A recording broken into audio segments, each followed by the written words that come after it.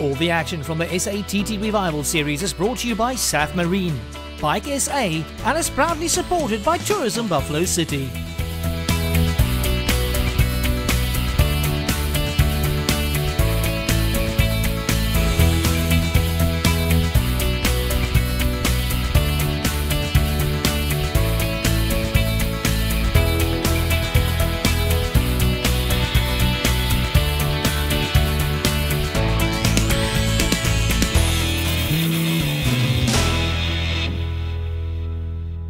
Welcome motor racing fans to the heart of the Sunshine Coast. We are in East London, a city with the most beautiful beaches and amazing coastline. A city also that has a very strong historical tie to motor racing in South Africa, as it hosts and has the original Grand Prix circuit where South African motorsport originally kicked off. The East London Grand Prix track was started way back in the 1930s and has seen racing action throughout the decades move from the Long Prince George circuit to the racetrack that is still situated in the same location with the same bends in which Sterling Moss and other greats participated in the 1960s. Although the history of the track as far as auto racing is concerned has been fairly well documented, the same cannot be said for motorcycle racing. One of the first races that took place in the Eastern Cape was the famous East London to Port Elizabeth that happened on the now N2 between East London and PE in the early 1920s. Racing didn't come to the circuit though until 1936 when the SA Tourist Trophy was held at the Grand Prix circuit. The war briefly interrupted motorsport, but the action returned in the 40s and 50s, as Ian Schechter recalls. We were spectators in 1959. I was 12 years old then, and we'd been watching racing on the old beachfront, and we came here and when we were watching in those days, it was obviously all the single-cylinder British bikes, Nortons and AJSs and Matchlesses racing. And then I still remember very clearly when Jim Redmond arrived with that Honda 4, and what a sound. I mean, it was just mind-blowing, and obviously that changed the face of motorbike racing forever. One of the biggest battles at the track was that between multiple champions Jim Redmond and Phil Reed from the UK. After a titanic battle, Reed managed to get the better of Redmond. But today, 50 years later, both of these legends return to the East London Grand Prix circuit for the third leg in the Springbok TT Classic Revival Series. It sees all the classic bikes coming to life once again. Former Manx TT winner Jimmy Guthrie closest to the camera next to Les van Breda there. Man that needs no introduction in South Africa motorcycling circles. Well, the guys were out doing their pre-race briefing or drivers meeting. There was a lot of technical work that went in behind the scenes. One man that did return to South Africa 50 years later after winning here in the 1950s was Phil Reed. We caught up with him and asked him about the memories. Well, it's very nostalgic and thrilling for me to be back here, and especially as when I was here, I won the 500 race. Just beat Paddy Driver and Jim Redmond, and I think Gary Hocking was here, the late Gary Hocking. But it was really, really keen racing then, as classic racing always is now. We asked Reed whether today's technology makes it easier for the riders. Well, yeah, I mean, obviously the bikes have got more advanced, there's more electronics on them, they have, traction control and mapping of the engine and a lot of incredible things, and obviously the tyre technology has improved, so they get over to incredible angles. But here we were still racing on the limit, and the tyres were sliding, and not that we had our knees on the ground, but actually we were racing with like thin leathers and no armour, no back protector, and actually sort of the old putting basin helmet, would you believe? I mean, we must have been mad. Well, yeah, I've been racing classics for the last 5 years throughout the continent, and yeah, it's great. I mean, to be back on the bike again, but next year, or later this year, I hope to have a factory-built 500mv Augusta with Agostini to demonstrate. I mean, that's like it was announced at when it was announced at the Milan Bike Show in November. One of the media moguls said, "Oh, it'll be like the return of the Beatles." One man that needs no introduction to fast circuits is 7 times Manx TT winner Mick Grant. Although he's raced in South Africa before, it's his first time to the Grand Prix circuit. Yeah, it's quite amazing. I mean, I've been to tracks all over the world, but even though I haven't been around here yet, it just looks a wee bit special, It's just, I've heard so much about it, Potter's Pass and whatever, and have you got the balls to do Potter's Pass? I'm sure by tomorrow we will have. We'll have to see what happens. This is a bike that Barry Sheen rode in 1983. Then I rode it in '84. In fact, the last time I rode it in anger, I won the Macau Grand Prix on it in 1984, which was really nice. It was a two-leg racing on both legs from the Honda opposition. He clearly recalls his last visit to South Africa with great memories. I mean, I came here the first time in 1973 down to Peter Maritzburg to Roy Hesketh, and I have really fond memories of that. And of course, Keith and Les were riding then, and they're hard battlers now, and they haven't got any easier. We asked him whether today's technology has changed racing. No, if you look at it, I mean, in actual fact, because there's more technology, it's just as hard to win a race as ever it was.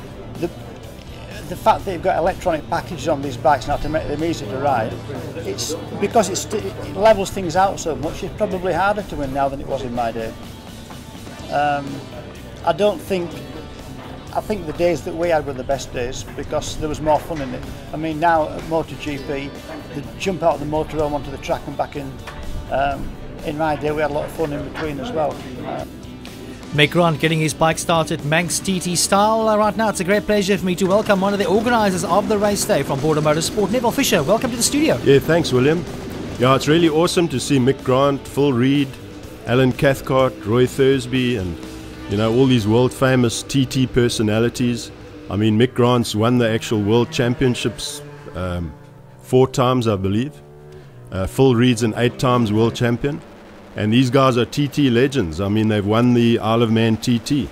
Well, great to have them out here, and they're quite a feather in the cap of Border Motorsport to get them to compete at this classic track. Yeah, well, it's very exciting because last year there was a series where the guys came out and they went to Swartkops and Killarney in Cape Town. But this year they've come to East London as well, and we've started a 3-part series now, which involves the South African TT Revival Series, which is actual classic racing. And it also involves the Day of Champions, which is parades, including all these world famous and local personalities, previous legends of motorcycle racing. Although the Day of Champions is not a race as such, it's parading, but I mean, it's pretty high speed. Oh yeah. I mean, one thing I'll tell you is once a racer, always a racer. So although these guys are, previous legends, when they get on a motorcycle out on the racetrack, they always... the red mist comes down and the guys, it's just in the blood. Into Cocobanas now, we catch Les from Badar and Robbie Breakspear's Honda right at the front there. It's, I think between him and Mick Grant, they had a great challenge on the day. Ian Schechter there on the Kawasaki going through as well, a man that needs some introduction to SA Motorsport. Those classic bikes I saw on the day was the bike that Phil Reed rode. And yeah, they come, it's all the classic singles. Yes, Phil Reed, he was riding the Matchless G50 production racer, which was used by Paddy Driver in 1963, I believe it was. Quite a few real classics on the day. Another one of those was Jim Redmond's Honda RC163.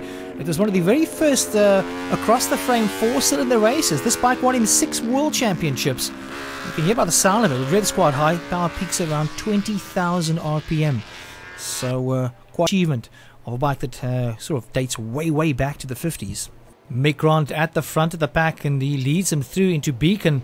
Now that long straight, going to be winding it up to get down to Potters Pass. And they always say, have you got the balls for Potters? Well, we'll see as they go through there at full pace.